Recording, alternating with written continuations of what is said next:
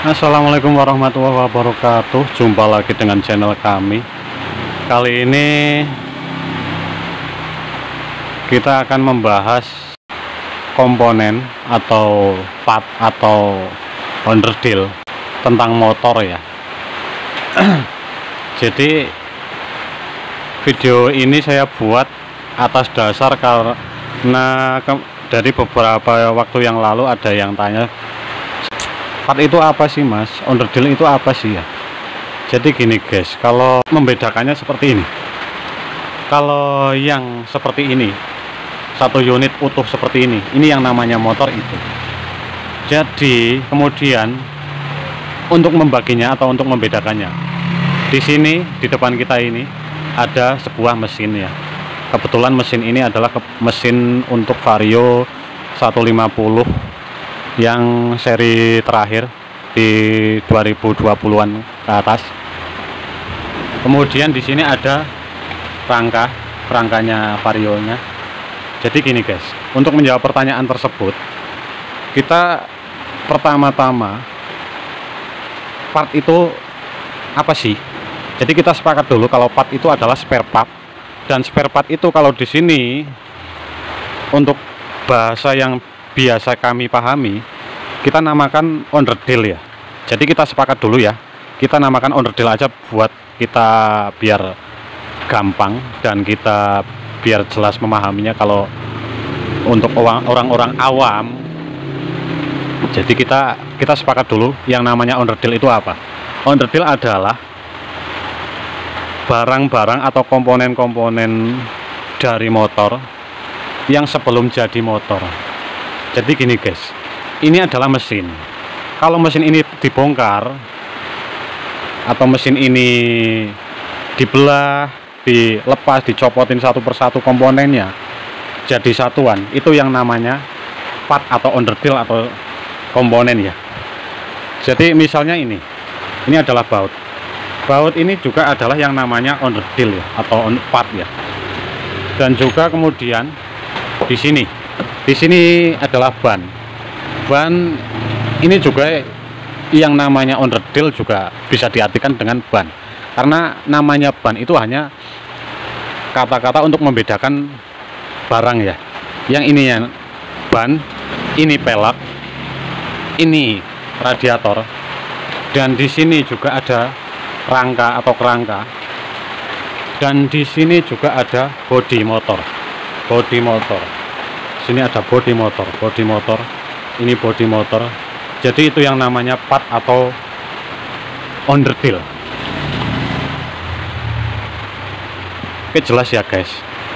Kita kalau untuk membedakan mana motor, mana onderdil, rangka, mana ban, mana pelek, itu seperti itu ya guys. Bisa dipahami ya. Jadi kalau part itu semua komponen bagian sebelum jadi motor yang masih dalam bentuk satuan, itu yang namanya onderdil atau part ya.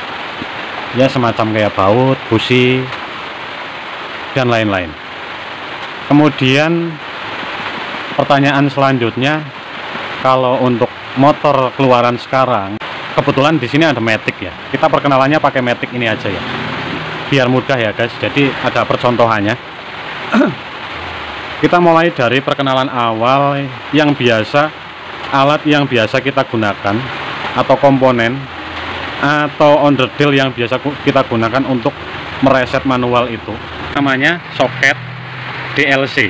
Soket DLC untuk Vario di sebelah aki ya, di sini box aki ya. Masih seputar matic ya. Matic kebetulan ini banyak Vario di sini. Untuk di sini juga ada motor lagi. Di sini ada motor Beat Deluxe ya, yang keluaran kurang lebih 2022-an. Di sini, ini ada juga soket DLC di sini ya guys. Ini soket DLC di sini. Jelas ya, di sini soket DLC yang biasa kita gunakan untuk reset manual. Kemudian kita masuk ke soket yang biasa kita untuk reset TPS. Di sini ada soket ECT di sini ya. Ini kenapa ECT? Jadi seringkali kita terkecoh dengan namanya yang perbedaan ECT dan EOT. Sebenarnya itu sensor itu sama guys, cuman yang membedakan ini adalah mesin dengan radiator, dengan fitur radiator, dan di sana ada bit mesin dengan tanpa radiator. Dari sini kita bedakan yang namanya EOT itu untuk motor yang tanpa radiator, dan yang namanya ECT adalah untuk motor yang dengan radiator. Oke ya, di sini ya. Seperti itu ya pengenalannya. Jadi di sini kalau untuk vario, sensor ECT di sini, di bawah selang radiator di sini ya. Oke, bisa dipahami. Kemudian kita lanjut lagi, perkenalan lagi dengan yang namanya sensor TPS. Sensor TPS ada di throttle body. Throttle body terletak di sini guys. Di sini adalah throttle body. Throttle body kalau motor karbu ini bisa diartikan pengganti karbu ya, pengganti karbu, jadi throttle body. Ada intake manifold dan satu set ini yang namanya throttle body. Jadi kita kembali lagi yang namanya sensor TPS. Sensor TPS ini ya guys, bentuknya seperti ini. Di sini yang bagian bawah ini ya. Kalau untuk feed loop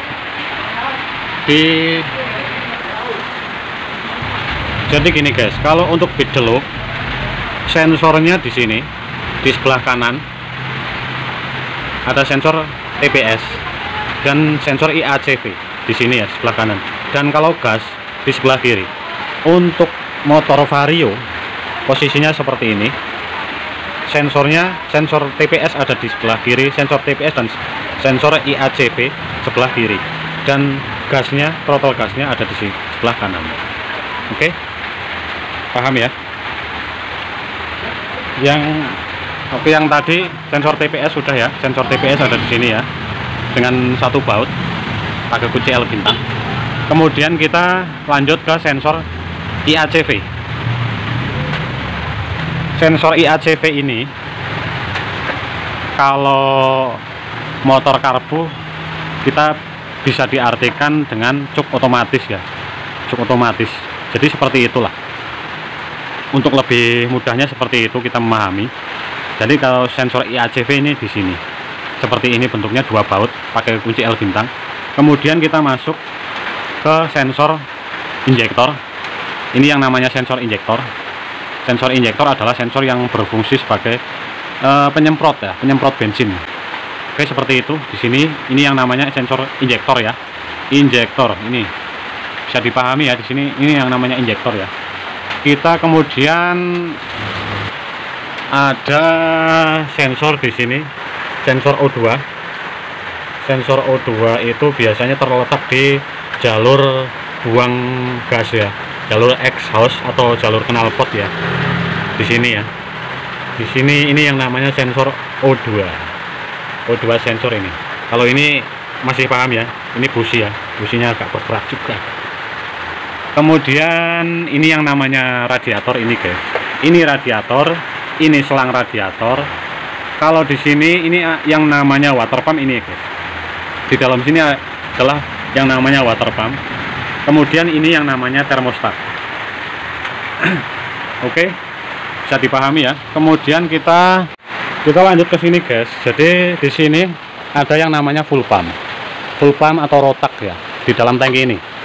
Fungsi full pump atau rotak ini menyemburkan bensin, menyedot bensin dari tangki, disalurkan oleh selang ini ke sini, ke injektor, ke sensor injektor. Jadi seperti itu guys. Ini fungsi dari rotak atau full pump. Kemudian kita masuk ke sini. Di sini ada sensor ECM. Sensor ECM ini kita artikan kalau sensor ECM ini adalah CDI atau CDI di motor karbu ya.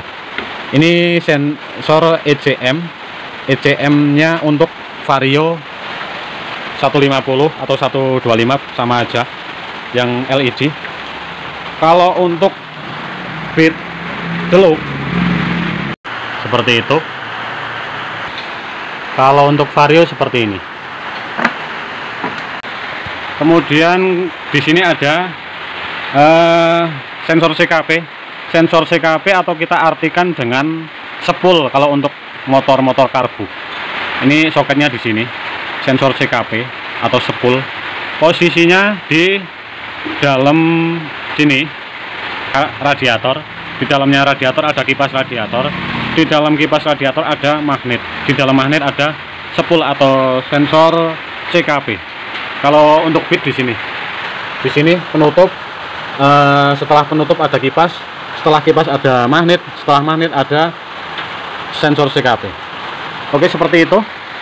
Kalau di sini ini yang namanya CVT atau soundnya. Ini ya guys.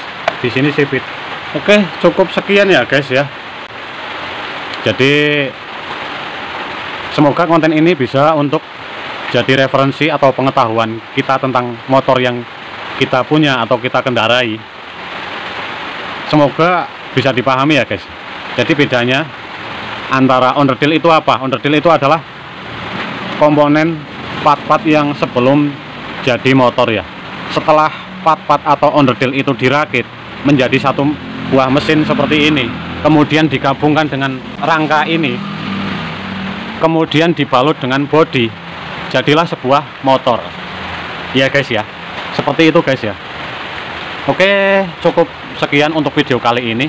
Terima kasih yang sudah menonton. Jangan lupa subscribe ya guys, dan juga like, share, dan komen sebanyak-banyaknya.